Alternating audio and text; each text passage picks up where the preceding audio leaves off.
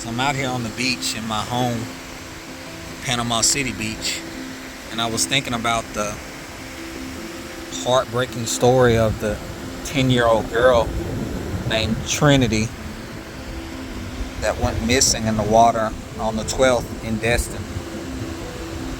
And it's really hit home with me for a couple of reasons. One, because it's so close. I mean, Panama City Beach is only like an hour from Destin. It's depending on the traffic. And two, because I'm a father myself to a daughter. So imagine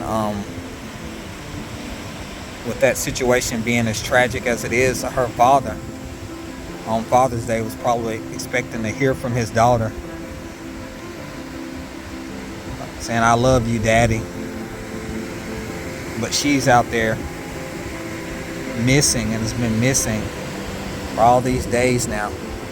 I mean, my heart goes out to their entire family. Prayers up to them. And I actually saw another story here, Panama City Beach, earlier today, that a 10-year-old boy drowned here this past weekend.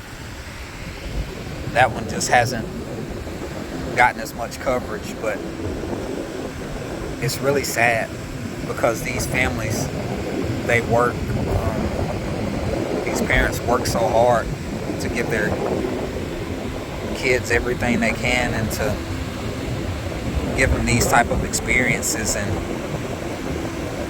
to give them a good life and to make these memories, and then you have these tragedies happen.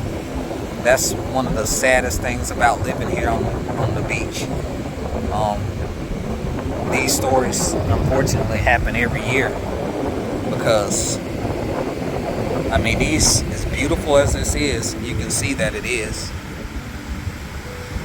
Man, these rip currents are no joke. They're really powerful. And like I said, they get people every year because, I mean, in a split second, it could have you off your feet and have you out in the water, and you're fighting against that current. And you're using every muscle in your body. So in no time, you're worn out. And you got the body of this 10-year-old girl who's unfortunately doesn't have the strength to fight against that. So she's swept out there in no time when she's just supposed to be out here enjoying herself with her family, making memories, and then going back home to Arkansas. And last I heard, they were still looking for her. So I'm praying for both of these families because, man, I couldn't imagine being in that position.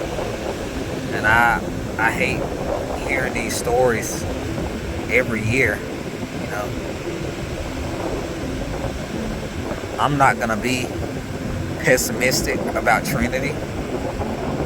I believe in God and what He can do.